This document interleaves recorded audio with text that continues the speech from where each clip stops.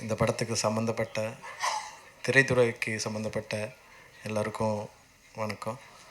மற்றும் ஊடக நண்பர்கள் எல்லாருக்கும் வணக்கம்.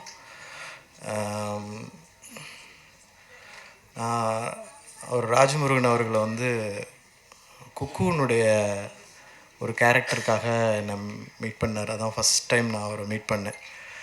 அப்போ தான் அவரை பற்றி எனக்கு கொஞ்சம் தெரியும். ஆனால் அதுக்கு முன்னாடி நான் வந்து வட்டி முதலும் ஜிப்சி போன்ற அந்த இதெல்லாம் படிச்சிருக்கிறேன். நான் தொடர்களை ஒரு ஒரு ஜேர்னலிசம் தெரிஞ்ச, அதே நேரத்தில் எழுத்துக்களை பற்றியும் இலக்கியத்தை பற்றியும் நல்ல அறிவு இருக்கிற இடதுசாரி சிந்தனை உள்ள ஒருவர் சினிமா துறைக்கு வரும்பொழுது, அதுவும் ரைட்டர் கம் டைரக்டராக வரும்பொழுது அவருடைய ஆதங்கமும் அக்கறையும் சமூகத்தின் மேலே எப்படி இருக்குமோ அதே வகையில் தான் அவருடைய எழுத்துக்கள் வெளிவந்துகிட்டே இருக்குது. ஸோ அந்த வகையில் நான் ஜோக்கரில் பார்ட்டானது வந்து மிக பெருமையாக நான் நினைக்கிறேன். ஸோ இந்த படத்துலேயும் நான் ஒரு நல்ல ஒரு ரோல் பண்ணியிருக்கிறேன். சசி சார் கூட நடித்தது எனக்கு ரொம்ப ரொம்ப சந்தோஷம். எஸ்பெஷலி சைத்ரா, அவங்கள விட்டுறாதீங்க. தமிழ் சினிமாவுக்கு தேவையான நடிகை அவங்க. ரொம்ப நல்லா நடிச்சிருக்கிறாங்க. மற்ற எல்லா கேரக்டர்ஸும் ரொம்ப ரொம்ப நல்லா பண்ணியிருக்கிறாங்க. ரெண்டாவது, இந்த விழாவின் நாயகனான ஷான் ரோல்டன் அவர்கள் வந்து நிறையா பேசணும். நாங்கள் நேற்றுக்கு வந்து ஒரு இன்டர்வியூவில் இருந்தபோது தான் நிறையா பேசினோம். அதனால் இப்போ என்ன பேசுகிறதுன்னு தெரியல. ஸோ எல்லாருடைய பேச்சுக்கள்லேயும் தெரிஞ்சது வந்து ஒரு வாழ்க்கையை வந்து முழுமையாக பார்த்து அதனுடைய சுகதுக்கங்கள் அனுபவித்து அதுலேருந்து ஒரு ஆர்ட் ஃபார்ம் எடுத்து அதில் மெனக்கட்டு ஒரு வேலை செஞ்சு ஒரு தனி நிகர் ஒரு அடையாளமாக இங்கே எல்லோரும் உட்காந்துருக்குறோம். அதுக்கு காரணமே ஒவ்வொருத்தர் மனசில் இருக்கிற ஆதங்கமும் அதோடு கூடிய ஒரு அக்கறையுமாக தான் நான் பார்க்குறேன். ஸோ அதுதான் வந்து ஒரு நல்ல சினிமாவை, மக்களுக்கான சினிமாவை எடுக்கிறதுக்கும் அதுக்கு உறுதுணை ஆகிறதுக்கும் உதவுது. ஸோ அந்த வகையில் ஒலிம்பியா பிக்சர்ஸினுடைய ப்ரொடியூசர் அம்பேத்கர் அவர்களுக்கும் என்னோடய நன்றியை தெரிவிச்சுக்கிறேன். இந்த மாதிரி படங்களை வந்து கதைகளை கேட்டுட்டு இதில் என்ன கமர்ஷியல் ஐட்டம் இருக்குது அப்படிங்கிற மாதிரி எதுவும் யோசிக்காமல் ஒரு படத்தை, மக்களுக்கான ஒரு படத்தை, அதுவும் ராஜமுருகன் போன்ற அவருடைய எழுத்துக்களோடு கூடி வர்ற படத்தை வந்து ப்ரொடியூஸ் பண்ணுறது மிக சிறப்பான விஷயம். இந்த மாதிரி படங்கள் வந்து நிறைய வெளியே வரணும். ஏன்னா எல்லாத்துக்கும் ஷோகேஸில் எல்லாத்துக்கும் இடம் இருக்குது. தங்க ஆபரணங்கள் மட்டும் இல்லை, வைர ஆபரணங்கள் மட்டும் இல்லை, இரும்பில் செஞ்ச ஒரு கலைப்பொருளுக்கும் ஷோகேஸில் இடம் இருக்கும். ஸோ அந்த வகையில் இது வந்து மிகப்பெரிய ஷோகேஸாக இருக்கும் ஆடியன்ஸுக்கு நான் நம்புகிறேன். எஸ்பெஷலி ஷான் ரோல்டோட மியூசிக் கேட்கவே வேணாம். நான் ஒரு அதிர்ஷ்டக்காரன்னு சொல்லலாம். என்னுடைய 3 படங்கள் நான் நடித்த 3 படங்களில் இருந்திருக்கேன். அவருடைய மியூசிக்கில் வந்து ரொம்ப நல்லா வந்திருக்கு. ஜோக்கர், பாட்டில் ராதா, அப்புறம் இப்போ மைலார்டு. ஸோ இந்த படம் வந்து ரிலீஸ் ஆக போகுது February 13. ஸோ ஊடக நண்பர்கள் நீங்கள் இதை பற்றி நிறையா எழுதி இதை வந்து மக்கள் மத்தியில் நல்லபடியாக கொண்டு சேர்க்கணுன்னு வேண்டி விரும்பி கேட்டுக்கிறேன். நன்றி. சினிமாவில் வந்து சில பேர் வந்து ஜெயிக்கணும்னு நம்ம வந்து ரொம்ப ஆசைப்படுவோம். ஸோ அதில் முக்கியமான ஆள் வந்து ராஜமுருகன். சும்மா ஏதோ ஒரு கதையை சொன்னோம், சம்பளம் வாங்கணும் போகணுன்ட்டு இல்லாமல் ஒரு ஒரு ஒரு இயல்போடு ஒரு படம் பண்ணிகிட்ருக்க, ஒரு கருத்தோட படம் பண்ணிகிட்ருக்க இயக்குநர்கள் வந்து ரொம்ப கம்மி. இங்கே ஆல்மோஸ்ட் இங்கே உட்காந்துருக்க எல்லாருமே அந்த மாதிரி இயக்குநர்கள். ஸோ இவ்வளோ பேரும் வந்து இங்கே வந்திருக்கிறதுக்கு காரணமே ராஜமுருகனோட அந்த எழுத்து தான். இந்த படம் வந்து வட்டியும் முதலமாக அவரோட எல்லா புகழையும் பெற்றுத்தரும்னு நினைக்கிறேன். நாங்கள் படம் பார்த்துட்டோம். ரொம்ப அருமையாக இருந்துச்சு படம். பொதுவாக அந்த டைரக்டர்ஸ் எல்லாருமே வந்து நம்ம வந்து அடுத்த படம் என்ன பண்ணுறதுன்னு முடிவு பண்ணும்போது எங்கேயோ காற்றுல இருக்க ஒரு விஷயத்தை அப்படியே ரிசீவ் பண்ணி அதை வந்து கண்ணு காது மூக்கு வச்சு கேரக்டருக்கு ஒரு பேர் வச்சு மாந்தர்கள்லாம் வச்சு செலக்ட் பண்ணி எல்லாம் ரெடி பண்ணி அதை ஒரு படமாக ஆக்க ட்ரை பண்ணும்போது அதை எழுதி முடித்தோடனே பயங்கரமான ஒரு திருப்தி வரும். சரியான ஒரு கதை பண்ணிட்டேன் நான். ஆனால் அதை படமாக ஆக்குறதுக்கு வந்து சில பேரோட ஆமோதித்தல் தேவைப்படுதுங்க. முக்கியமாக ஒரு கதாநாயகன், ஒரு தயாரிப்பாளர். ஸோ அங்கே தான் வந்து சிக்கலே வரும். நம்ம விஷன் அவங்களுக்கு கன்வே பண்ணி அதை ஓகே வாங்குறதுங்கிறது வந்து ஒரு மிகப்பெரிய ப்ராசஸாக இருக்கும். அது டயர்டிங் ப்ராசஸாக வேறு இருக்கும். நம்ம வந்து உட்காந்து எழுதினப்போ இருந்த ஒரு உற்சாகமோ அதை வந்து ஒரு திரைப்படமாக நம்ம பார்த்துட்டோம். ஆனால் அதை இவங்களுக்கு புரிய வச்சு அதை வந்து கன்வெர்ட் பண்ணி ஃப்ளோருக்கு கொண்டு போகிறதுல இருக்கிற ஒரு டயர்ட்னஸ் இருக்குல்ல, அது வந்து பயங்கரமான ஒரு விஷயம். ஸோ அது வந்து ஒரு திரைப்படத்தில் முக்கியமான ஸ்டேஜ்னு நினைக்கிறேன். ஸோ அப்படி பார்க்கும் பொழுது இந்த கதையை இது இப்படிப்பட்ட ஒரு படமாக வரும்னு நம்பி இதுக்கு ஓகே சொன்ன சசிகுமார் சாருக்கும் ப்ரொடியூசர் சாருக்கும் வந்து ஒரு தேங்க்ஸ் சொல்லிக்கணும் நம்ம எல்லாருமே. ஏன்னா ராஜமுருகனோட ப்ரீவியஸ் படம் வந்து இது எந்த மாதிரியான படம்னு சரியாக ரிசீவ் பண்ணப்படாததுனால தான் அது வந்து அந்த மாதிரி படமாக அது வராமல் போயிடுச்சு. அந்த படம் ஃபுல் ப்ராசஸ் நான் கூட இருந்தனால எனக்கு தெரியும். அதுவும் வந்து ரொம்ப ஒரிஜினலான ஒரு அருமையான ஒரு சொல்லப்பட வேண்டிய ஒரு கதை. அதை வந்து அவர் நினச்ச மாதிரி நினச்ச படமாக எடுத்திருந்தாங்கன்னா அது வந்து வேறு ஒரு படமாக இருந்திருக்கும். ஸோ அதனால் அவரோட ஷான் ரோல்டன், நீரோஷா எல்லா அந்த டீம், ஏன்னா சசிகுமார் சார் அப்புறம் அந்த ஹீரோயின் எப்படி ஒரு கேரக்டரோ அதே மாதிரி தான் ஷான் ரோல்டன், நீரோஷாவும் இது ஒரு கேரக்டர் தான் இருந்திருக்காங்க. எங்கேயுமே யாருமே தனித்து தெரியவே இல்லை. ரொம்பவும் ஒரு முழுமையான ஒரு படமாக இருந்துச்சு. வேறு தான் சொல்லணும், ரொம்ப குசும்புக்காரர் இவர். பாருங்கள் படத்தோட ட்ரெய்லரோட ஓப்பனிங் பாருங்கள், எம்எல்ஏ சொன்னாலே கேட்க மாட்டேன் அப்படின்னு சொன்னோன்னா தயாரிப்பு ஒலிம்பியா பிக்சர்ஸ் வருது. என்னதான் சொல்கிறது. அண்ட் ஹீரோயின் அவங்களோட பாடி லாங்குவேஜ், அந்த ட்ரைசைக்கிள் உட்காந்து வரும்போது பார்த்துருப்பீங்க, அப்படியே வேறு ஏதோ ஒரு பொண்ணு மாதிரி, அது ரொம்ப நல்லா இருந்துச்சு. டோட்டலாகவே இந்த படம் வந்து ரொம்ப நல்ல படம். இந்த சமூகத்துக்கு வந்து ரொம்ப தேவைப்படுற ஒரு படம்னு சொல்லி பயமுறுத்திட வேண்டாம். நல்லா கமர்ஷியலான படம், நல்லா இருக்குது. ஜோக்கர் அண்ட் குக்கு அந்த வரிசையில் வந்து இது வந்து 100% இது வந்து வேறு ஒரு லெவலில் இருக்க படம். எல்லாருக்கும் நன்றி, தேங்க்யூ. அனைவருக்கும் வணக்கம். நான் ராஜமுருகனை பற்றி பேசினாலும் அல்லது ராஜமுருகன் என்னை பற்றி பேசினாலும் அது பெரிய காமெடியாக தான் முடியும். அதனால் இந்த விழாவுக்கு வந்திருந்து ராஜமுருகனை வாழ்த்தி அத்தனை பேருக்கும் நன்றி சொல்லக்கூடிய இடத்துல தான் நான் இருக்கேன். எல்லா அனைவருக்கும் நன்றி. முதல்ல நான் என்னடா இந்த ஞானவேல் பேசும்பொழுது திடீர்னு நான் ஷாக் ஆகிட்டேன். என்ன ஷாக்குன்னா, ராஜமுருகன் எனக்கு முன்னோடி அப்படின்னாரு. 2 பேரும் ஒன்றா ஊர் பூரா சுற்றிட்டு இருந்த பசங்க திடீர்னு மேடைக்கு வந்தோடனே முன்னோடின்னு சொன்னோடனே நான் பதறி போயிட்டேன். இந்த படம் வந்து எல்லா விதத்திலும் ராஜமுருகனுக்கு வெற்றியை தரும் அப்படிங்கிறதுல எந்த சந்தேகமும் இல்லை. குறிப்பாக இந்த விழாவுக்கு நான் வந்து எல்லாருக்கும் நன்றி சொல்வது தான். குறிப்பாக வந்து தயாரிப்பாளர் அம்பேத்துக்கு, அதற்கு பிறகு சுப்பிரமணியபுரத்துக்கு முன்னாலிருந்து இன்று வரைக்கும் அதே நேசத்தோடு, அளவு மாறினா பண்பு மாறிடும்னு சொல்லுவாங்க பொதுவாக, எந்த அளவுக்கு போனாலும் அந்த பண்பை மாற்றிக்கொள்ளாத சசிகுமாருக்கு, அதற்கு பிறகு இந்த படத்தினுடைய இசை ஷானோட பணியாற்றும் போது எப்படி இருக்கும் என்னங்கிறதெல்லாம் நிறைய இன்டர்வியூ கொடுத்துட்டோம். அதனால் இந்த மேடையிலையும் பேசணும், இல்லைன்னா நிறைய பேர் பேச வேண்டியது இருக்கிறதுனால ஷானோட இந்த பணியாற்றக்கூடிய இந்த அற்புதமான வாய்ப்பு, ஜெய்பீமில் எப்படி வந்து மண்ணிலே ஈரம் உண்டோ அதே மாதிரி இதில் ஒரு பாடல் இருக்குது. அந்த பாட்டை பற்றி ஷான் பேசும்போதோ அல்லது ராஜமுருகன் பேசும்போதோ சொல்லிவிடுவாங்க. எல்லா விதத்திலும் இந்த படம் மிகப்பெரும் வெற்றி படமாக அமையும் என்பதில் சந்தேகம் இல்லை. எல்லோரும் படம் பார்த்துட்டேன்னு சொன்னாங்க. இந்த படத்தை நான் பார்க்கல, ஏன்னா இதை எழுதுறதுக்கு முன்னாடியிலேருந்து இந்த கதை தெரியுங்கிறதுனால இதாக சிறந்த வெற்றி படமாக அமையும் என்பதில் எனக்கு எந்த சந்தேகமும் இல்லை. உங்களுக்கும் அந்த சந்தேகம் இருக்க வாய்ப்பில்லை என்று தெரிவித்துக் கொள்கிறேன். நன்றி, வணக்கம். ராஜமுருகன் அவர்களை நான் இன்றைக்கி தான் பார்க்குறேன். நேற்று தான் நான் ஃபோனில் கூட நேற்று தான் பேசினேன். ஆனால் அவரை எனக்கு நல்லா தெரியும். அது அவரோட திரைப்படங்கள் வாயிலாக மட்டும் இல்லை, மேழகன் ஷூட் பண்ணும்போது அவர் ஊர் வழியாக தான் நாங்கள் ஷூட் பண்ணோம். அவர் ஊரில் அவருக்கு ஃப்ளெக்ஸ்லாம் வச்சுருப்பாங்க, எங்கள் ஊர்லலாம் எனக்கு அதெல்லாம் வைக்கல. அதனால் கரெக்டாக அந்த இடம் ஷூட் பண்ணும்போது மட்டும் நாங்கள் கேமரா ஆஃப் பண்ணிவிடுவோம். ஏன்னா ஃபுல்லாக அவருடைய ஃப்ளெக்ஸ், அவருடைய படங்கள் வந்து ஃப்ரேமில் வரும் அப்படிங்கிறதுனால. ஒரு ஊரில் அவ்வளோ ஒரு இயக்குனர் மேலே அன்பு வைக்கிறது, கொண்டாடுறதுங்கிறது கண்டிப்பாக அவர் படத்தில் சொல்கிற கருத்தியல் காரணமாக தான் இருக்கும் அப்படின்னு நம்புகிறேன். சசிகுமார் சார் பற்றி சொல்லணுன்னா, என்னுடைய முதல் படத்தோட தயாரிப்பாளர், ஒளிப்பதிவாளராக பசங்க படம். அதுக்கப்புறம் சுந்தரபாண்டியன் வந்து சாரே நடித்தாங்க, நான் அதுக்கு ஒளிப்பதிவு பண்ணேன். தயாரிப்பாளரும் அவங்க தான். அந்த படம் பண்ணும்போது ஒரு சின்ன ஒரு சிக்கல், ஒரு குழப்பம் வந்து நான் ஒரு கால்வாசி முடிக்கும் போதே நான் ப்ராஜெக்ட்லேருந்து போக வேண்டிய ஒரு சூழ்நிலை இருந்தது. அப்போ கூப்பிட்டு வச்சு சொன்னாங்க, அதெல்லாம் இல்லை, நீ இதை கண்டினியூ பண்ணி முடிச்சுட்டு அப்புறமா நீ அடுத்ததுக்கு போ அப்படின்னாங்க. கொஞ்சம் நான் தயங்கும் போது ஒரே ஒரு வார்த்தை தான் சொன்னாங்க, எனக்காக பண்ணு அவ்வளோதான் அப்படின்னாங்க. அது ஒரு 10 வருஷம் ஆனப்புறம் தான் தெரிஞ்சது அவங்க தனக்காக சொல்ல எனக்காக தான் சொன்னாங்கன்னு. ஏன்னா நான் கிட்டத்தட்ட டைரக்டர் ஆகிற வரைக்கும் என்னோடய அடையாளம் வந்து சுந்தரபாண்டியன் படம் தான். இன்றைக்கும் அது அதை பற்றி நிறைய பேர் பேசுகிறாங்க. ரொம்ப நன்றி சார்.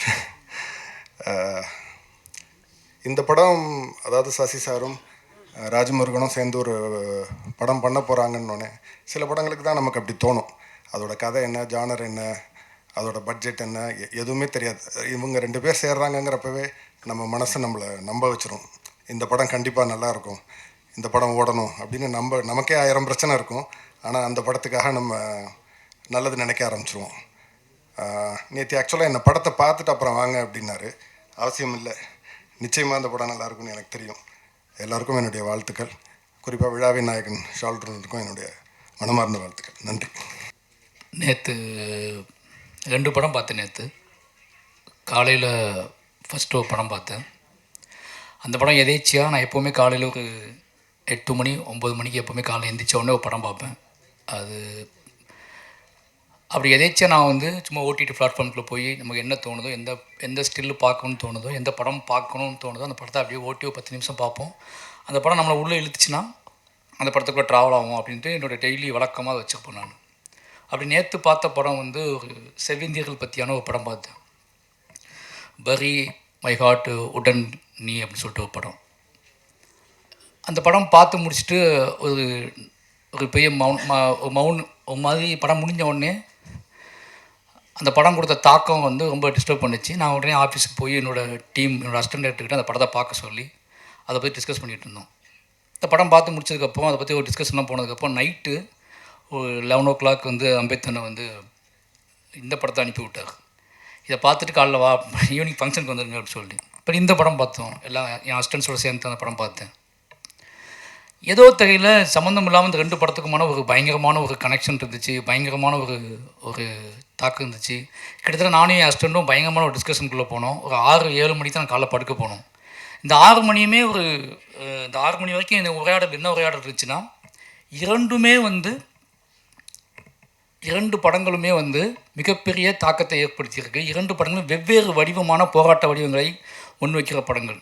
இப்போ வந்து எனக்கு என்ன தோணுச்சு அப்படின்னா, மயிலாடு பார்த்துட்டு என்னென்னா இந்த மயிலாடு படத்துக்குள்ளே நிறைய விஷயங்கள் இருக்குது.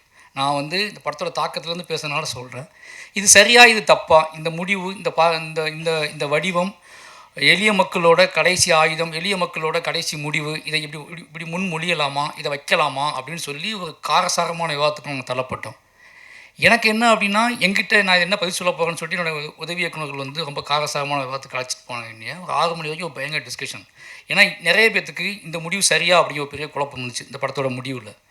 பட் நான் என்ன பண்ணேன்னா, இந்த 2 படத்தையும் மண்டக்குள்ள ஓட்டி பார்த்துக்கும்போது ஒரு மிகப்பெரிய தத்துவமாக நிலைநிறுத்தப்படக்கூடிய, ரொம்ப நிலையானதுன்னு சொல்லப்படக்கூடிய ஒன்று நம்மளை வந்து அடக்கி ஆண்டுக்கிட்டு இருக்கும்போது, அது வந்து ஒரு வடிவமாக இருந்துச்சுன்னா அதை எடுத்து அது ஒரு பில்டிங்காக இருந்துச்சுன்னா அதை உடைக்கலாம், அது ஒரு கேட்டாக இருந்தால் உடச்சிட்டு திறக்கலாம். அது காற்று மாதிரி பரவிக்கிட்டு இருக்கும்போது, அது ஒரு பேர் இருளாக இருக்கும்போது அதை எப்படி வென்றெடுக்கிறது, அதை எப்படி திருத்துவது, அதை எப்படி மாற்றுவது, அதை எப்படி ஜெயிப்பது அப்படிங்கிறது ஒரு பெரிய குழப்பம் இருக்குது. எல்லாத்தையுமே நான் தான் கொடுக்கணுமா, எல்லாத்தையுமே நான் தான் இழக்கணுமா அப்படிங்கிற ஒரு கேள்வியே என் அசிஸ்டன்ட் முன் வச்சாங்க. நம்ம ஏன் எல்லாத்தையும் இழக்கணும், அப்படி ஒரு முடிவு இந்த படம் வைக்கிறதா? மாறி ஸ்டேஜில் பேரை சொன்னோடனே மாறி சொல்கிறாப்புல, கொஞ்சமாக 2 வார்த்தை கொஞ்சம் எக்ஸ்ட்ரா பேசுங்க. சரி, ட்ரை பண்ணி பார்க்குறேன் பேசுகிறதுக்கு. ப்ரொடியூசர் பேர் அம்பேத்கர் குமார், படம் பேர் மயிலாட். நல்ல இந்த பாலாஜி சக்திவேல் படத்தில் வர்ற மாதிரி குட் காம்பினேஷனாக இருக்குது.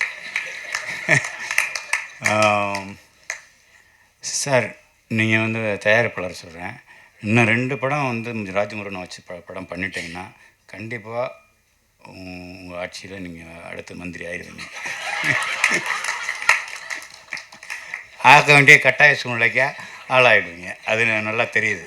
ஆனால் 2 படம் பண்ணிடணும் நீங்கள்.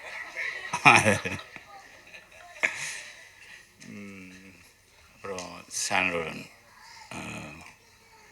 படம் பாட்டு கேட்ட வரைக்கும் எனக்கு ரொம்ப திருப்தியாக இருக்குது. நான் படம் இன்னும் பார்க்கல அப்படிங்கிறது இதனால் ரொம்ப கஷ்டமாக இருக்குது. ஆனால் படம் பார்க்கலேன்ற ஒரு ஒரு குற்ற உணர்ச்சியே இல்லாத அளவுக்கு மாரி செல்வராஜ் வந்து மொத்த டீட்டெயிலையும் சொல்லிட்டாப்புல. ஸோ இது எவ்வளோ மரியாதைக்குரிய படம் அப்படின்றது மாரி செல்வராஜ் வாயிலேருந்து வந்துச்சுனால அது நிச்சயமாக தரமான படமாக தான் இருக்குன்றது என்னோட நம்பிக்கை. அப்புறம் சார் சொல்லிட்டோம். சார் வெங்கடேஷ் சார், நான் நீங்கள் பேசி எனக்கு தெரியாது, நான் உங்களை பார்த்ததுக்கு முன்னாடி நீங்கள் பேசிகிட்டு இருக்கும்போது இவர் யாருன்னு சொல்லி கேட்டேன் மாறிட்ட. அவர் வெங்கடேஷ் டைரக்டர் 40 படம் பண்ணியிருக்கிறாரு அப்படின்னாரு. அது உண்மையா சார்? எனக்கு தெரியாது. ஓ 23 சார், மன்னிச்சுங்க சார், நான் உங்களை கவனிக்க விட்டேன். அப்புறம் உங்களை சொல்லவே வேண்டாம், நீங்கள் வந்து ரியலிஸ்டிக் ஃபிலிம் சின்ன பசங்களை வச்சுட்டு எவ்வளோ பிரமாதமான படம் பண்ணியிருக்கீங்க. ஞானவேலும் பேசுகிறாப்புல. குரு எங்கேயோ 2-3 இடத்துல பாட்டில் அடி வாங்கியிருப்பீங்கன்னு நினைக்கிறேன் மண்டையில். ஏன்னா அந்த எக்ஸ்ப்ரெஷன் அவ்வளோ துல்லியமாக இருக்குது. பாக்கி எல்லோரும் சினிமா நடிகர் மாதிரி அப்படின்னுவாங்க, கண்ணு சிமிட்டுவாங்க, எதுவுமே இல்லை. நிஜமாகவே அடி வாங்கின மாதிரி ஒரு எக்ஸ்ப்ரெஷன் கொடுத்தீங்க. அதுதான் இல்லாமல் நீங்கள் வந்து ஒரு ஜிகர் தண்டா படத்தில் போய் ஒரு இருக்கிற எல்லா குரூப்புக்கும் வந்து ஆக்டிங் கோர்ஸ் சொல்லி கொடுத்தீங்க. அப்படி ஒரு கேரக்டர் உண்மையிலே ரொம்ப அருமையாக இருந்துச்சு. அந்த ஒரு ஷாட் ரொம்ப பிரமாதம். அப்புறம் இது ராஜமுருகனை சொல்லணும்னா படம் குக்கு.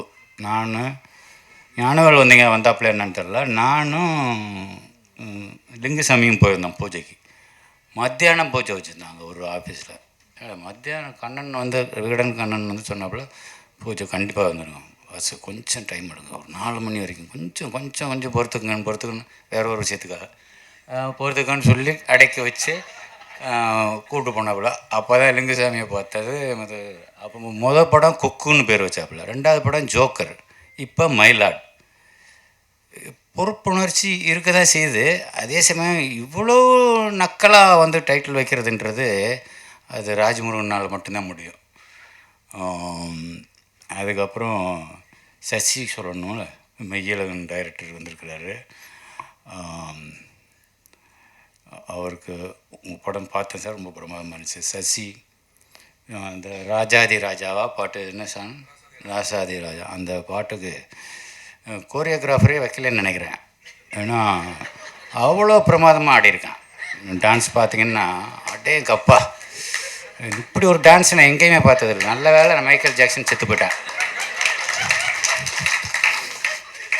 ஒருவேளை இந்த கேரக்டர் வந்து இப்படி தான் ஆடணும்னா குணா ஃபிக்ஸ் பண்ணி ஹோம் ஒர்க்கெல்லாம் பண்ணி ஆடிப்பான்னு நினைக்கிறேன். அதுதான் எனக்கு ஒரு சந்தேகமாக இருக்குது.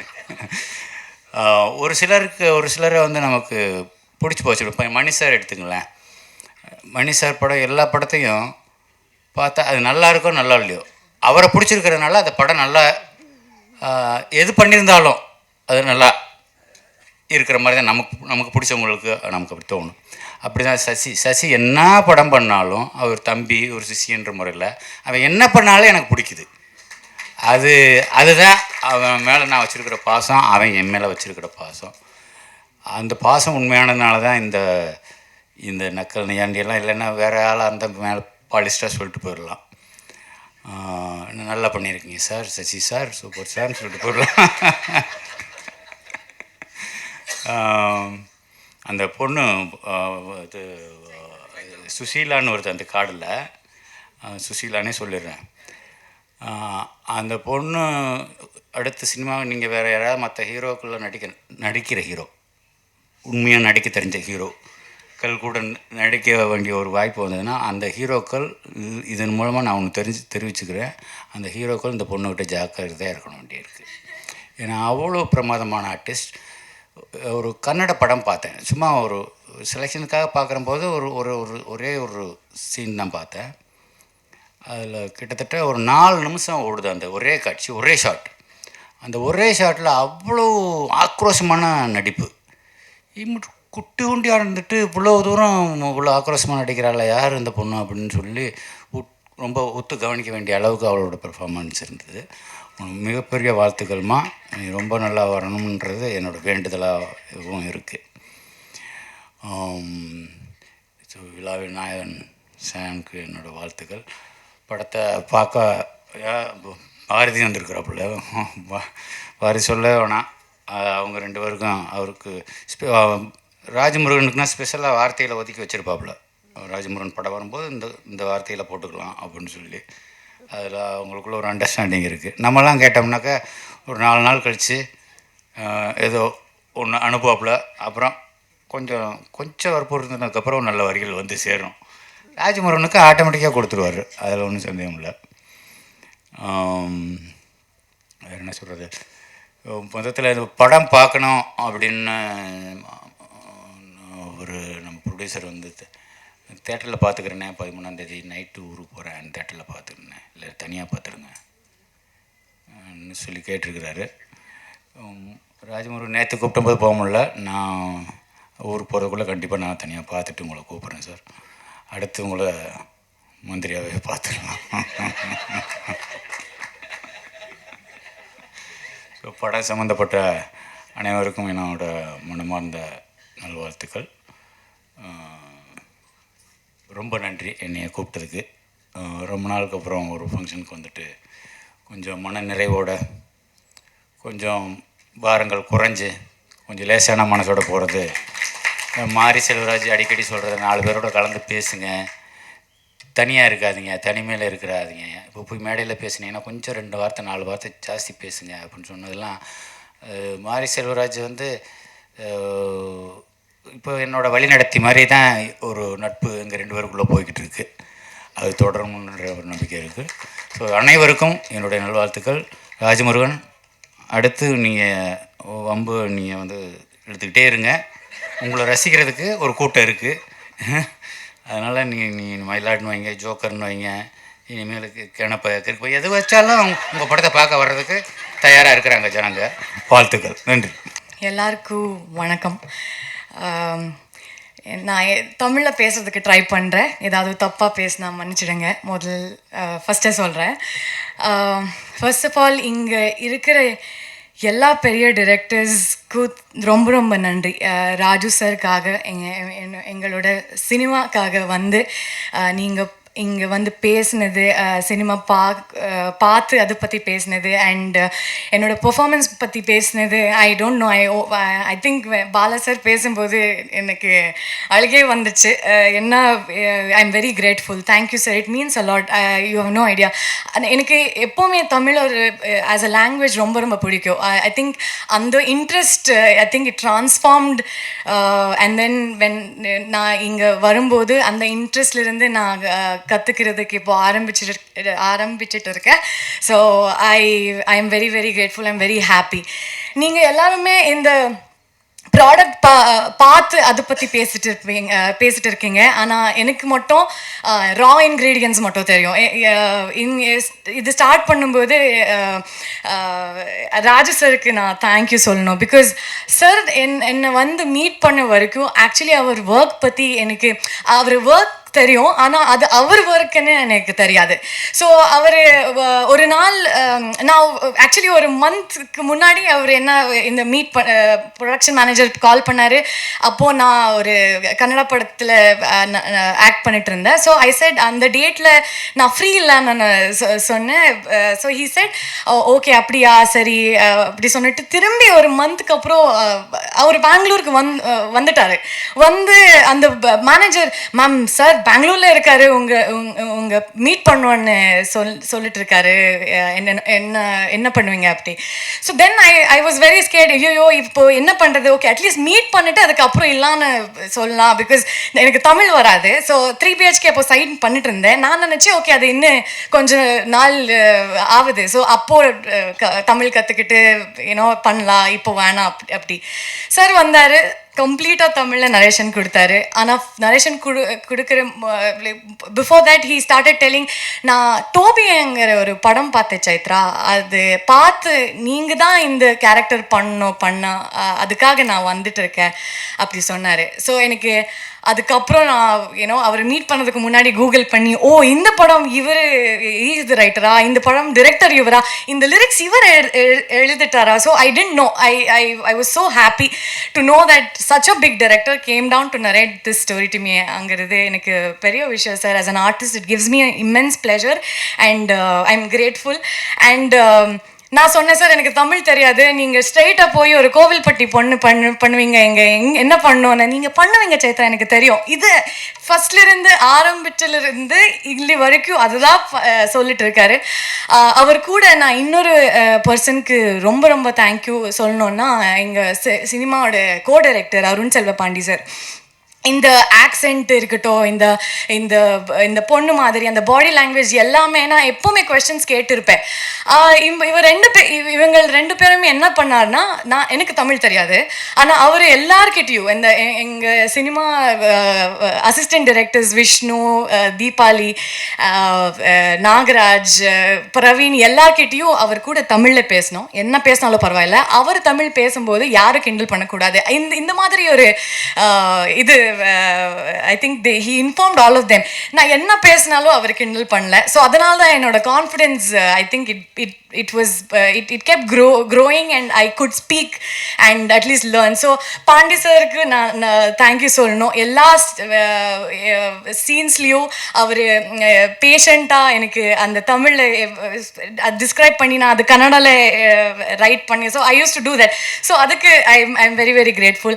And of course நான் சசி சார் பற்றி obviously சொல்லணும், because he is such a big director, actor, and he's so many things, and on top of all of that he's an amazing human being.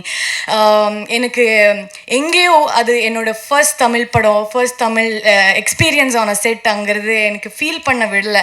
So thank you so much sir, you been extremely kind. And நான் என்ன பண்ணாலும், என்ன improvise பண்ணாலும் சீன்ஸில் நீங்கள் அது சேர்ந்து you use to improvise with me and you used to encourage me. I think that has gotten the best out of me. Adu solna, I am fortunate to share screen space with Guru sir. I don't know, I'm very happy. இப்போ இந்த ஈவெண்ட்ல எனக்கு என்ன சொல்லணும்னு தெரியல, நன்றி மட்டும் சொல்ல முடியும். So Shan, I have to speak about Shan. இந்த சினிமாக்கு அந்த சோலே ஷான் சொல்லலாம், பிகாஸ் ஃபர்ஸ்ட் டைம்ல இருந்து அவர் ஃபர்ஸ்ட் ரீல் பார்க்கும்போதே எனக்கு கால் பண்ணி என்ன பண்ணிருக்கீங்க நீங்க அப்படி சொன்னாரு. So he was also a confidence booster throughout. So adu enakku I was very happy. So I have to thank Olympia Films and Ambed sir. Thank you so much for making me a part of your films. ellaru solla madiri unga production house la irundhu very different stories varudhe, and adu I think I recently watched DNA also. So everything is so different. So இது கூட I think எல்லா மக்களுக்கும் ரொம்ப ரொம்ப பிடிச்ச போது நினைக்கிறேன். So I really want to thank all of them. Thank you so much, art director, costume designer, எல்லாருக்கும் நன்றி. So before I say thank you, I have to sing these lines because இது என்னோட யுகபாரதி சார் இருக்காரு. எனக்கு தமிழ் தெரியாது, என்ன meaning என்ன தெரியாது, என்ன தமிழ் ஃப்ரெண்ட்ஸ் கிட்ட என்ன இவர் ரைட் பண்ணாரு, so they explained the lyrics to me and it's so beautiful, Raju sir. So I have to sing those and then I'll end the... இல்லை அவங்க சொல்லிடுறாங்க ஈஸியாக, ஆனால் ரொம்ப இந்த பட டெலிவரிஸ் இதெல்லாம் இருந்ததுனால கொஞ்சம் முதல்வன் ரகுவரன் மாதிரி இருக்கும் வாய்ஸு. அதனால் முயற்சி பண்ணுறேன், நல்லா இல்லை இருக்காதுன்னு நிறுத்திடுறேன், இல்லை நீங்கள் கூட சொல்லிடலாம். பட் அதுக்கு முன்னாடி நான் இங்கே வந்திருக்கிற இந்த கலை உலக ஆளுமைகள் எல்லாருக்கும் ஒரு வணக்கம் சொல்லிக்கிறேன். ஏன்னா எல்லாருமே நம்ம பார்த்து நம்ம ரொம்ப பிரமிச்சு நம்மளை பாதிக்கக்கூடிய படைப்புகளை கொடுத்தவங்க. ஸோ எல்லாருக்கும் என்னுடைய வணக்கம். இந்த படத்தை வாழ்த்தியதற்கு. மயிலாட் படம் என்னோடய கெரியரில் எனக்கு ரொம்ப முக்கியமான படமாக நான் கருதுகிறேன். ஏன்னா அதுக்கு சில காரணங்கள் இருக்குது. ஆக்சுவலாக ஜோக்கர் படம் முதல்ல ராஜமுருகன் சார் என்னோட கிண்டியில் ஒரு ஸ்டுடியோ இருந்தது எனக்கு. அப்போ அந்த ஸ்டுடியோவில் ஒரு வாட்டி மீட் பண்ணும்போது சும்மா மீட் பண்ண வரேன் அப்படின்னு சொன்னார். நம்ம குக்கு ரொம்ப சக்ஸஸாக இருந்தது படம். என்னை மீட் பண்ண வந்தார். சும்மா வாங்கலேன் அப்படியே பேசுவோம் அப்படின்னாரு. சரி ஓகே பேசுவோம். திடீர்னு மீட் பண்ணுன்றாரு, கொஞ்சம் பிசிறு தட்டுதே அப்படின்னா. அப்புறம் டீ எல்லாம் குடித்தோம், கொஞ்ச நேரம் பேசினோம். வழக்கமாக ஒரு குக்கு படத்துக்கு ஒர்க் பண்ண வரும்போதே அவரை டிஸ்ட்ராக்ட் தான் பண்ணிருப்பேன். நானும் பிரதீபும் பேசி அவரை ரொம்ப டார்ச்சர் பண்ணுவோம். ஒரு வாட்டி சந்தோஷம் எங்கேயோ காணாமல் போயிட்டான். அந்த படம் வேலை முடிக்கிறதுக்காக ஆஸ்திரேலியா போயிருந்தான்.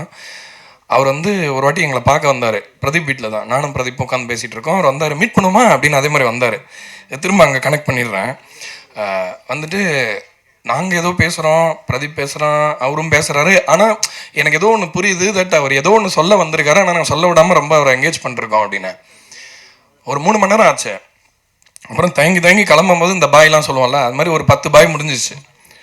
திரும்பினார் இப்படியே தயங்கிட்ட, சந்தோஷ் எங்கே இருக்காருன்னு தெரியுமா அப்படின்னு கேட்டார் கடைசியாக. சார் இதை முதலே கேட்டிருக்கலாமே சார் அப்படின்னு தோணுச்சு. அந்த அளவுக்கு வந்து அவர் வந்து நம்மளோட பழகும்போது ஒரு சின்ன ஒரு அசௌகரியம் கூட நம்மளால் ஃபீல் பண்ண முடியாது. நம்மளை எப்பயுமே வந்து ரொம்ப ஒரு சமநிலையில் அவர் கூட பழகுறவங்களை அவர் வச்சுப்பார். ஸோ அதே மாதிரியே எனக்கு வந்தபோது சொன்னார், இந்த மாதிரி நான் ஒரு ஸ்கிரிப்ட் வச்சுருக்கேன், நீங்கள் தான் பண்ணணும் அப்படின்னு சொன்னார். சொல்லி ஜோக்கருடைய ஸ்கிரிப்டை சொன்னார். ஸோ அந்த ஸ்கிரிப்டை கேட்டதுக்கு அப்புறமா எனக்கு ஒன்று புரிஞ்சுது. ஏன்னா அது வரைக்கும் ஓகே குக்கு தான் நான் அவருடைய விஷயமா நான் படைப்பாக ஒன்று பார்த்த படம். அதுக்கப்புறம் அவர் ரெப்யூட்டேஷன் தெரிஞ்சது. அவரை பற்றி பேசும்போது மற்றவங்க அவர்கிட்ட பற்றி சொல்லும் போதெல்லாம் எல்லாம் புரிஞ்சுது. ஆனால் அந்த ஜோக்கரோட ஸ்கிரிப்டை படிச்சுட்டு நான் அவருக்கு சொன்னேன்னு நினைக்கிறேன், இந்த படம் தேசிய விருது வாங்கும் சார் அப்படின்னு. ஸோ அதே மாதிரி அந்த படம் தேசிய விருது வாங்கிச்சு. அந்த படத்தில் ஜாஸ்மின் ஒரு பாட்டு, அந்த படத்தில் நாங்கள் பாட்டெலாம் எப்படி பண்ணோம்னு சொன்னால் பயங்கர காமெடியாக இருக்கும். ப்ரொடியூசர் பதறியிருப்பார். அப்போ அவர்கிட்ட அதெல்லாம் சொல்லலை. ட்ரீம் வாரியர் நம்ம எஸ்ஆர் பிரபு சார்கிட்ட ஒரு அட்வென்ச்சராக இருந்தது. என்னன்னா வந்து எல்லா ஆர்ட்டுமே வந்து ஒரு உரையாடல் தான். அது கமர்ஷியல் படமாக இருந்தாலும் சரி, இன்னும் இப்போ 2ஆக பிரிச்சுட்டாங்க எல்லாத்தையும், பிளாக் அண்ட் ஒயிட்டாக இருக்குது. ஆனால் எனக்கு வந்து ஒரு கமர்ஷியல் படத்தில் கூட அந்த டேரக்டருக்கான ஒரு மொமெண்ட் இருந்தால் அது எனக்கு புரியுது, அந்த உரையாடலாம் எனக்கு புரியுது. எல்லாரும் எல்லா நேரத்துலையும் எல்லாத்தையும் அட்ரஸ் பண்ணிடுறதில்ல. ஸோ அதனால் வந்து இந்த படம் வந்து பொதுவாக என்னென்னா இந்த சோஷியலாக கான்ஷியஸான படம் அப்படின்னாலே ஓ இவங்க கிளாஸ் எடுப்பாங்க போல இருக்குது அப்படின்றதான் இப்போ பரவாயில்ல அந்த கருத்தாக இருக்குது. ஒரு சோஷியலி கான்ஷியஸான சோஷியல் விஷயத்தை எஜுகேட் பண்ணி ஒரு படம் என்டர்டெயின் பண்ண முடியும் அப்படின்ற வரிசையில் மயிலாடு ஒரு தனித்துவமான முதல் படமாக இருக்கும் அப்படின்றதையும் நான் இந்த மேடையில் சொல்லிக்கிறேன். ஏன்னா வந்து நம்ம சோஷியலாக என்கேஜ் பண்ணும்பொழுது நம்ம பிணங்கள் மாதிரி என்கேஜ் பண்ணுறது இல்லையே, மனிதர்களாக தானே பண்ணுறோம். உயிரோட்டம் இருக்கிற மனிதர்களாக தானே நம்ம அணுகிறோம். ஒரு நல்ல புக்கு நம்ம கையில் கிடச்சிதுன்னா அதை படிக்கணும். ஒரு மனுஷன் தானே, உயிரோட்டம் இருக்கிறவன் தானே. ஸோ அதனால் வந்து மனிதர்களை வந்து இவங்கெல்லாம் இந்த படம் பார்ப்பாங்க, இவங்கெல்லாம் அந்த படம் பார்ப்பாங்க அப்படின்னு பிரிக்கிறதே வந்து எனக்கு வந்து ரொம்ப ஒரு தர்ம சங்கடமான சூழ்நிலையாக இருக்குது. Especially as a music composer சினிமேட்டிக்கான ஒரு எஃபெக்ட், இந்த மாதிரி ஒரு பாட்டு லவ் பாட்டு பண்ணும்போது இந்த மாதிரி ஒரு கட்டாயங்கள் இருக்கிற இந்த உலகத்தில், ஏன்னா இப்போ வந்து ரொம்ப ரெஸ்பான்சிபிளாக சமநிலை தவறாமல் பொறுப்போடு பேச வேண்டிய கான்வர்சேஷன்ஸ்லாம் இப்போ ரீலில் நடக்கிறதுனால, அந்த மாதிரி ஒரு உலகத்தில் நம்ம வாழறதுனால ஒரு படைப்பாளியாக பெரிய பிரச்சனை இருக்குது. ஒரு நல்ல விஷயத்தை எடுத்து நம்ம ஜனங்கள்கிட்ட கொண்டு போகணும், ஒரு நல்ல பாட்டு பண்ணணும், அன்பொலிட்டடாக இருக்கணும் ஆர்ட்டு, ஒரு கான்வர்சேஷன் வந்து டைரெக்டாக இருக்கணும். இப்படியெல்லாம் நினைக்கும் பொழுது அதில் சில இது இருக்குது. நம்ம இண்டஸ்ட்ரிக்குள்ளேயே வந்து அதை பற்றின நிறைய இது இருக்குது. எதுக்காக இதெல்லாம் சொல்ல வரேன்னா, மயிலாடு படம் வந்து அவர்கிட்டருந்து நான் எதிர்பார்த்த படம் என்ன அப்படின்னா, ஓகே இதில் ராஜமுருகன் சாரோட நையாண்டி இருக்கும், அவரோட காமெடி ட்ராக் இருக்கும், அந்த பொலிட்டிக்கல் மேட்டர் இருக்கும், இது எல்லாமே இருக்கும்னு நினச்சா பயங்கர ஒரு கமர்ஷியலான ஒரு ஜனரஞ்சமான படத்தை நான் பார்த்தேன். முதல்ல இந்த படத்தை மியூசிக் இல்லாமல் நான் பார்க்கும்பொழுது ஓஹோ இவர் அந்த ஏரியாவுக்கு வந்துட்டார் போல இருக்கே அப்படின்னு இது நிறைய பேருக்கு பயத்தை உண்டுபடுத்து. ஏன்னா இது இந்த படம்லாம் சும்மா பொழுதுபோக்குக்கு தாங்க அப்படின்னு சாக்கு இருக்குது இப்போ சினிமாவில். பரவாயில்ல, எதுக்கு எதையாவது சீரியஸாலாம் எதுக்கு பேசுகிறீங்க, எதுக்குங்க ஆழமாக பேசுகிறீங்க, இன்னும் கமர்ஷியலாக ஒரு படம் பண்ணுங்க அப்படின்றது எதுக்கான சாக்கு அப்படின்னா, அறிவாளிகள் இந்த கமர்ஷியல்ன்ற வார்த்தையிலேருந்து தள்ளி நின்னதுனால உருவான ஒரு சாக்கு அது. அந்த சாக்கை இனிமேல் சொல்ல முடியாதுன்னு நினைக்கிறேன். கமர்ஷியல் ஏரியாவுக்கு வந்துட்டார் நம்ம ஆள், இனிமேல் அதை மாதிரி பேச முடியாது. அறிவாளிகள் மட்டும் இந்த ஜனரஞ்சகம் அப்படின்ற ஒரு விஷயத்தை கையில் எடுத்துட்டாங்கன்னா மிகப்பெரிய சூப்பர் பவராக மாறும். ஐ திங்க் அதுக்கு ஒரு பெரிய எக்ஸாம்பிள் வந்து நம்ம நண்பர் மாரி செல்வராஜ் அப்படின்னு நினைக்கிறேன். ஒவ்வொரு வாட்டியும் அவருடைய படத்தை பார்க்கும்பொழுது, இந்த விஷுவல் லாங்குவேஜையும் பார்க்கும்பொழுது, அந்த கான்வர்சேஷன் நடக்கும்பொழுது நான் நிறைய பேசியிருக்கேன் அவர்கிட்ட. ஆக்சுவலாக வாழை படம் பார்த்துட்டு நான் கிட்டத்தட்ட ஒரு 2.5 மணி நேரம் பேசினேன் அவர்கிட்ட. நேரம் இருக்கான்னு கூட நான் கேட்கல, அந்த கண்ணியம் கூட இல்லாமல் அவ்வளோ டிஸ்கஸ் பண்ணேன். ஆனால் அதை டிஸ்கஸ் பண்ணது என்னமோ அந்த படம் நம்ம கிளாஸ் எடுக்குதுன்ற ஸ்பேஸ்லேயே இல்லை, அந்த உலகத்துக்குள்ளே நான் அப்படியே தொலைஞ்சு போனேன். அந்த சின்ன பையனோட அந்த வாழ்க்கைக்குள்ளே, அவனோட மனசுக்குள்ளே, அவனோட உணர்ச்சிகளுக்குள்ளே நான் நீச்சல் அடிச்சுட்டு வந்த ஒரு ரசிகனாக அந்த படத்தை பற்றி நான் பேசின ஞாபகம் எனக்கு இருக்குது. ஸோ அதனால் இந்த படம் வந்து எல்லோரும் நிறைய ஆழமான விஷயங்கள்லாம் பேசினாங்க. இருந்தாலும் ஆடியன்ஸ்க்கு ஒன்று சொல்லிக்கிறேன், இது ரொம்ப ஒரு என்டர்டெய்னிங்கான எங்கேஜிங்கான படம்ன்றதை நான் இங்கே பதிவு பண்ணிக்க கடமைப்பட்டிருக்கேன் அப்படின்ற விஷயத்தையும் சொல்லிக்கிறேன். அண்டு இந்த படத்தோட மியூசிக்கை பற்றி குறிப்பாக நான் அதில் ஒரு பெரிய பலம் அப்படின்னு சொல்லணுன்னா யுகபாரதி சார் தான். அவரோட வரிகள் வந்து எனக்கு ஒரு மருந்து. அதாவது ஃபார்மசியில் போய் மாத்திரை வாங்கி போட்டுக்கலாம் தலைவலிக்குதுன்னா, ஆனால் வீட்டில் அம்மா வந்து ஏச்சிவா அப்படின்னு சொல்லிட்டு இப்படி ஒன்று தடவி விடுவாங்க, அதில் சரியாக போயிடும். அந்த மாதிரி எனக்கு ஒரு ஹீலர் அவரோட வார்த்தையோட என் இசை பயணிக்கும்பொழுது என் இசை வந்து ஓ இதெல்லாம் நம்ம தான் பண்ணுறோமா, இதெல்லாம் நடக்குதா நம்ம பாட்டில் அப்படின்ற மாதிரி அந்தளவுக்கு ஒரு பெரிய ஆற்றல் இருக்குது. என் மேலே ரொம்ப அன்பு இருக்கிற ஒரு மனிதர் அவர். எப்பயுமே எனக்கு நிறைய கிளாரிட்டி கொடுத்துருக்காரு. அதாவது நான் கேட்குற சில ஆர்வக்கோளாறான சில கேள்விகளுக்கெல்லாம் நிறைய விஷயத்தில் பொலிட்டிக்கல் கிளாரிட்டியோ இல்லை வந்து ஒரு மனிதனா என்னுடைய நிலை என்ன அப்படின்னு என்ன நிறைய கான்வர்சேஷன் மூலமாக அவர் உணர வச்சிருக்காரு. அவருக்கு என்னுடைய நன்றி. அப்புறம் அந்த படத்தை தயாரித்த அம்பேத்குமார் சார், அவரோட ஃபோன் கான்வர்சேஷனை பற்றி அவர் சொன்னார், நானும் கொஞ்சம் சொல்லிடுறேன். ராஜமுருகன் சாருடைய படைப்பு மேலே, படைப்பாளியாக அவர் மேலே ஒரு எப்படி ஒரு அபிமானம் வச்சுருந்தா, பேர்பட்ட ஒரு அபிமானம் வச்சுருந்தா, சார் எதுவும் யோசிக்காதீங்க சார், நீங்கள் எதுவுமே யோசிக்காதீங்க, சூப்பராக உங்கள் பெஸ்ட் ஒர்க் பண்ணுங்கள் சார், எந்த சப்போர்ட்டாக இருந்தாலும் நான் பண்ணுறேன் அப்படின்னு சொன்னார். ஸோ அது வந்து எனக்கு ரொம்ப சந்தோஷமாக இருந்தது. ஒரு ஆத்மார்த்தமான ப்ரொடியூசர், அவர் ரொம்ப ஆர்கானிக் பீஸ் அவர். ஸோ அதனால் எனக்கு ரொம்ப அவர் ப்ரொடியூசர் மாதிரியே நான் ஃபீல் பண்ணதில்லை. ஒரு மனிதராக தான் எனக்கு அவர் அப்படி தான் பழகியிருக்காரு. நானும் அவர்கிட்ட அப்படி தான் பழகியிருக்கேன்னு நினைக்கிறேன். ஒலிம்பியா மூவிஸில் ஒரு ரொம்ப ஸ்பெஷல் படமாக, காலத்தை தாண்டி நிற்கக்கூடிய படமாக இருக்கும் சார் மயிலாடு அப்படின்னு நான் நம்புகிறேன். அப்புறம் நிறைய பேர் அண்ணா என்னான்லாம் சொல்கிறீங்க. நம்மளுக்கு வந்து எனக்கு ரொம்ப நான் அண்ணான்னு சொல்லி பெருமைப்படுற ஒருத்தர் சசிகுமார் சார். ஒரு மனிதராகவும் சரி, ஒரு கலைஞனாகவும் சரி, நிறைய கற்றுக்க இருக்க அவர்கிட்ட. அவர் வந்து ஒரு பேஷன்ஸ்னு எடுத்தால் அவர் மலை மாதிரி இருக்கார். அப்படியே எல்லாத்தையும் தாங்கிட்டு, உள்வாங்கிட்டு, லேர்ன் பண்ணிக்கிட்டு, அப்சர்வ் பண்ணிக்கிட்டு, கவனம்னு பார்த்தா அப்படியே காற்று மாதிரி இருக்கார். எங்கே வேணால் போகிறாரு, எப்படி வேணால் வராரு, ஃப்ளெக்சிபிளாக இருக்கார். ஒரு இத்தனை வருஷம் சினிமாவில் இருந்து இவ்வளோ சாதிச்ச அந்த ஒரு ஏர் துளி கூட இல்லாமல் ஹம்பிள்னு சொல்லலாம் எல்லாரை பற்றியும். அவங்களுக்கு கூட சொல்லிக்கிறாங்க சில பேர், நான் சும்மா சிம்பிளானவன் அப்படின்லாம் சொல்லிக்கிறாங்க சில பேர். உண்மையிலே சிம்பிளான, மோஸ்ட் கிரவுண்டடான, நியாயமான ஒரு ரொம்ப சிறந்த மனிதர் அப்படின்னா நான் அவரை தான் சொல்லுவேன். என்னோட அண்ணன் சசிகுமார் சார் இந்த படத்தை அதான் நான் அந்த எசகாதா பாட்டை பற்றி இன்னொரு இன்டர்வியூவில் சொல்லியிருந்தேன். ஒரு எல்லா படத்தையும் பாட்டு பண்ணுறோம், தேன் சுடுறேன்னு ஒரு பாட்டு பண்ணுறோம், எழுத கதையோன்ற பாட்டு பண்ணுறோம். ஆனால் ஒரு நிஜமாகவே ஒரு கேரக்டர் தான் ஒரு பாட்டை வாங்க முடியும் நம்மகிட்டேருந்து. ஒரு டைரக்டர் சொல்லலாம் நல்லா பாட்டு போடு அப்படின்னு, நம்ம அறிவு போடணும்ல. ஆனால் ஒரு இமேஜை பார்க்கும்பொழுதோ, ஒருத்தர் முகத்தை பார்க்கும்போதோ ஒரு பாதிப்பு ஏற்படும். எனக்கு வந்து முகைமழை பாட்டிலையுமே நான் அதை உணர்ந்தேன். ஒரு மாதிரி ஒரு ஹீலிங்கான ஒரு கேரக்டர். அதாவது ஒருத்தர் நல்லவர்னு நம்ம பார்த்தா நம்ப முடியணும்ல. சார் நான் ரொம்ப நல்லா சார் அப்படின்னு ஒருத்தர் சொன்னால் நமக்கே ஒரு மாதிரி என்னடா இவன் ஏன் இப்படி பேசுகிறான், சைக்கோவாக இருப்பானோ அப்படிலாம் யோசிப்போம். ஆனால் வந்து அவரை பற்றி எப்பயுமே எங்கெல்லாம் அவருக்கு ஏற்றம் இருக்க முடியுமோ அங்கே அவர் ஏறவே மாட்டார். இன்னொருத்தனை ஏற்றி தான் விடுவார் எப்பயுமே. அவருக்கு சொல்லணுன்ற அவசியமே இல்லை. அவ்வளோ டூரிஸ்ட் ஃபேமிலியோட இசையை பற்றி அவ்வளோ நேரம் கிட்ட பேசிகிட்டு இருந்தார்.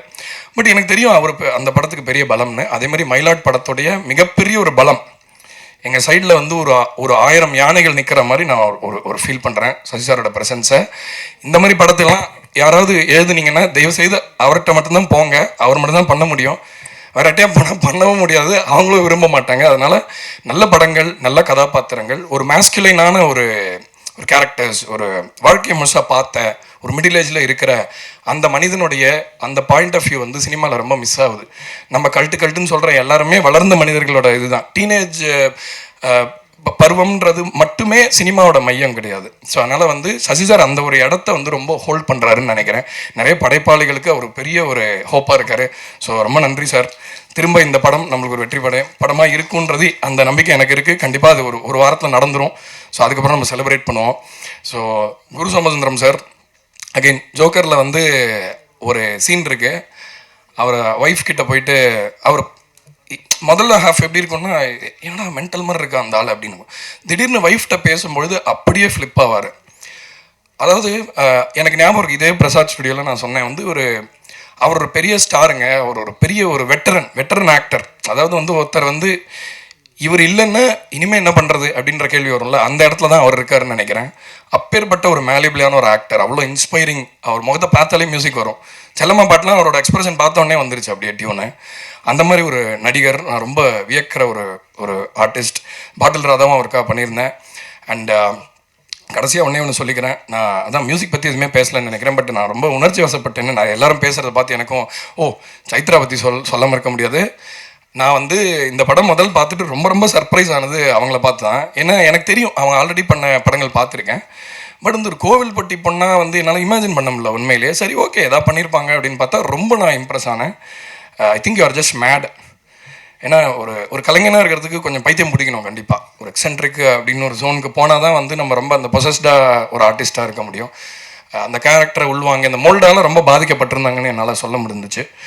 ஸோ எனிவே மயிலாட் படம் வந்து கண்டிப்பாக வெறும் சோஷியல் எஜுகேஷன் படம்லாம் சத்தியமாக கிடையாது. ரொம்ப எங்கேஜிங்கான ஒரு மனிதனோட ஒரு சின்ன பிரச்சனை சார்ந்த படம். அந்த படம் சில கேள்விகளை எழுப்போம் கண்டிப்பாக, ஆனால் ரொம்ப அழுத்தமான பதில்களையும் சொல்ல போகுது அந்த படம். ரொம்ப ஒரு மனிதத்தை பற்றி, ஏன்னா நமக்கும் ஏன்னா மிருகங்கள் கூட கூட்டமாக இருக்கும். ஆனால் ஒரு தனி மனிதனோட ஆற்றல், ஒரு தனி மனிதனோட ஒரு பவர், அவன் மனிதனாக எடுக்கிற அந்த பாயிண்ட் ஆஃப் வியூ எவ்வளோ இம்பார்ட்டன்ட்னு பேச போகிற படம். இதை உங்கள் குழந்தைங்களுக்கும் காட்டுங்க.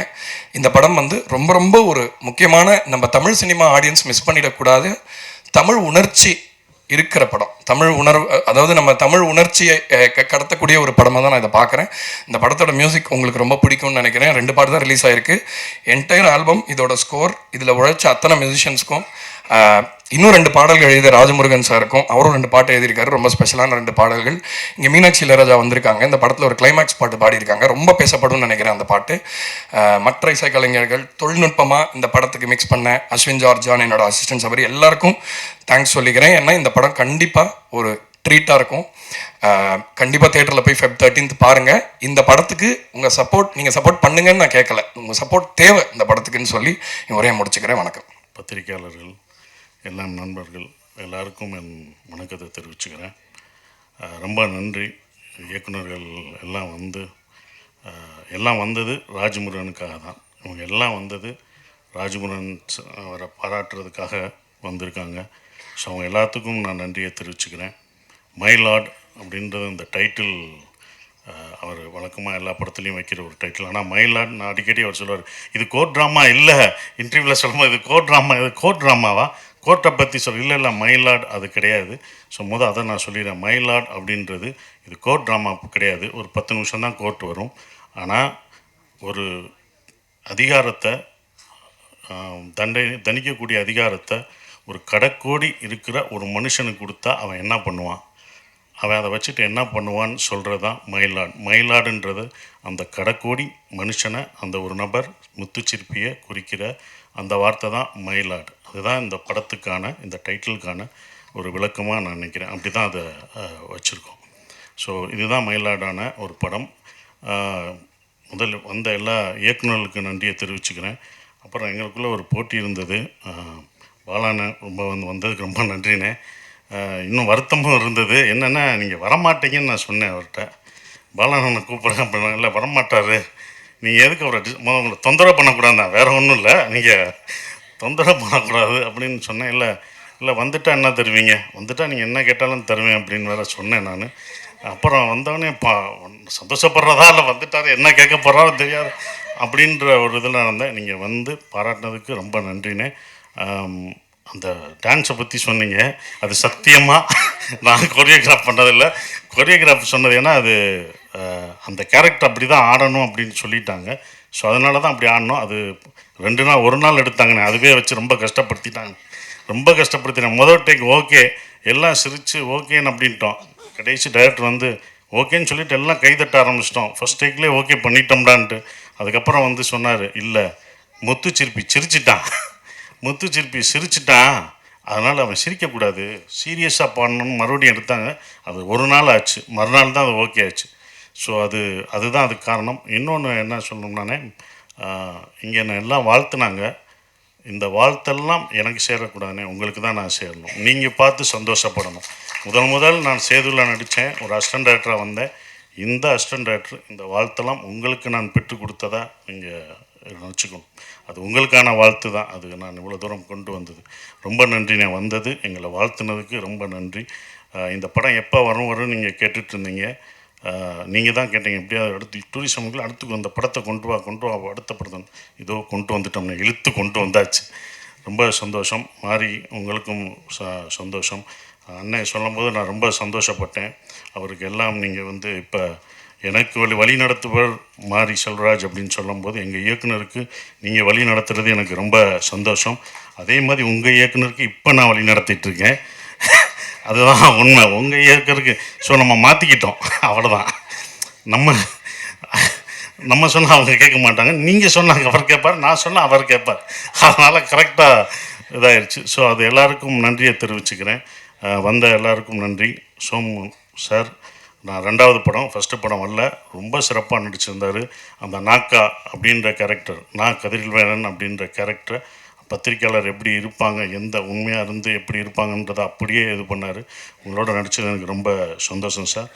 அப்புறம் என்னோட இந்த படத்தில் எங்கள் ப்ரொடியூசர், முதல் தேங்க்ஸ் அவருக்கு தான் நான் சொல்லணும். ஏன்னா அவர் என்கிட்ட கதை சொல்ல வரும்போது சரவணன் தான் சொன்னார், ராஜ்முருகன் வந்து கதை சொல்லுவார், நீங்கள் கேளுங்கன்னு சரவணன் சொல்லி நான் கதை கேட்டேன். அப்போ கதை கேட்டவுடனே ராஜ்முருகன் சார் சொன்னவுடனே, இந்த கதை எனக்காக எதுவும் மாற்றாதீங்க, இது என்ன எப்படி இருக்கோ அந்த கதைக்குள்ளே நான் வர்றேன், நீங்கள் என்ன நினச்சிங்களோ அதை கடைசி வரைக்கும் எடுத்துருங்கன்னு சொன்னேன். ஸோ அப்படி தான் இந்த கதை வந்து இவ்வளோ தூரம் வந்திருக்கு. இந்த கதையை எடுக்க ஒத்துக்கிற அம்பேத்குமார் சாருக்கு என்னுடைய நன்றியை தெரிவிச்சுக்கிறேன். என்னென்னா ஒரு ப்ரொடியூசர் ஒத்துக்கணும் இது எப்படின்றது. அவர் வந்து அதை சிறப்பாக வந்து சொன்னபோது, சார் ராஜ்முருகனோட ஒரு படம் பண்ணேன் சார், அது தோத்துருச்சு சார், நல்ல பையன் சார், அவன் ஜெயிக்கணும் சார், நான் இன்னொரு படம் பண்ணணும் சார், அது பண்ணணுன்னார் சார். அது இன்னும் என் மனசில் ஓடுது. என்னோட மீட் பண்ணும்போது மீட் பண்ணும்போது ராஜ்முருகனுக்காக நான் பண்ணணும். அதுதான் எல்லாருமே நினைக்கிறது, இந்த மாதிரி ராஜ்முருகன் மாதிரி இயக்குனர் தோக்கவே கூடாது. இந்த மாதிரி இயக்குநர்களை ஜெயிக்கிறதுக்கு என்னால் என்ன முடியுமோ அதை நான் கண்டிப்பாக பண்ணுவேன். அதை தான் பண்ணிக்கிட்டு இருக்கேன். ஸோ நன்றி சார். அப்புறம் சைத்ரா பயங்கர ஆர்டிஸ்ட். நீங்கள் பாடினதை பார்த்து பயந்துறேன். ஏற்கனவே சிங்கர் வேறு, நானே அப்படி தான் மறந்தேன். ஒரு எங்கள் படத்தில் நாட்டுப்புற பாட்டு ஒருத்தவங்க பாடினாங்க. பாடிட்டு இருக்கும் நான் பாடுறேன் நீ இருமா, நீ ஏன் பாடுற, லேட்டாக பாடு, நீ விடு, அவங்க தான் பாடுறாங்க, நல்லா பாட முடியல, நான் ஒரு பாட்டு பாடுறேன்னு, சரி பாடு அப்படின்னு. அது ஒரு பாட்டு அவங்க கன்னடத்தில் ஒரு நாட்டுப்புற பாட்டு பாடுச்சு, ஏதோ மீத்தேன்னு ஒன்று பாடுச்சு. மிரண்டோம், என்ன நல்லா பாடுது. அப்புறம் தான் சொல்லிச்சு, ஒரு 2-3 படங்கள் கன்னடத்தில் சிங்கர் சகலகலா வள்ளி, நடிப்பு மட்டும் இல்லை, அவங்க டான்ஸு, பாட்டு, ஃபோட்டோகிராஃப் வேறு எல்லாமே பண்ணியிருக்காங்க. ஸோ உங்களோட நடித்தது எனக்கு ரொம்ப சந்தோஷம். நல்ல ஆர்டிஸ்ட். ஏன்னா டோபி பார்த்துட்டு நானும் ஒரு ரசிகன். அது நடித்தது ரொம்ப அதுவும் அந்த காதல் காட்சிகள் நல்லா நடிச்சிருக்கீங்க அப்படின்னு இப்போ லிங்குசாமி சார் சொன்னார், பிரமாதம் பண்ணுற எல்லாருமே சொல்கிறாங்கன்னா அதுக்கு காரணம் நீங்கள் தான். அது நல்லா வர்றதுக்கு நீங்களும் பண்ண ஒரு காரணம் தான். ரொம்ப நன்றி கெமி, நீங்களும் இந்த படத்தில் நடிச்சிருக்கீங்க, அந்த கேரக்டர் ரொம்ப நல்லா இருந்தது. ஸோ எல்லாருக்கும், இந்த பணியாற்றின எல்லாருக்கும் என் நன்றியை தெரிவிச்சுக்கிறேன். ஷான் ரோல்டன், யுகபாரதி சார், இவங்க 3 பேரும் டைரக்டரும் பண்ணும்போது 3 பேர் காம்பினேஷன் எப்போதுமே தப்பாது. நான் அவர்கிட்ட கேட்பேன், அவருக்கு மட்டும்தான் அந்த மாதிரி பாட்டு கேட்பீங்களா? இல்லை, அவர் தான் அப்படி கேட்குறாரு, அதனால் நான் போடுறேன்னு சொல்கிறாரு. ஷான், நம்ம நட்பு இன்னும் தொடர்ந்துக்கிட்டு தான் இருக்குது. நாங்கள் இன்னும் ஒவ்வொரு இதாக போய்கிட்டே இருக்கோம். போனது டூரிஸ்ட் ஃபேமிலிக்கு போனோம், அடுத்து இந்த இதில் எல்லா இன்டர்வியூவும் கலந்துக்கிட்டு இருக்கோம். ஸோ ரொம்ப சிறப்பாக இது பண்ணுறது. அப்புறம் எடிட்டர் அவருக்கு இது, அப்புறம் ரொம்ப சந்தோஷம் இருக்குது. அப்புறம் இன்னொன்று சொல்லணும்னா ராஜ்முருகன், கடைசியாக எங்கள் டைரக்டரு ராஜ்முருகன் சொல்லும்போது எல்லாருமே வந்து, சார் அவர் சைக்கோ அப்படின்னு என்கிட்ட ஒருத்தர் சொன்னார்.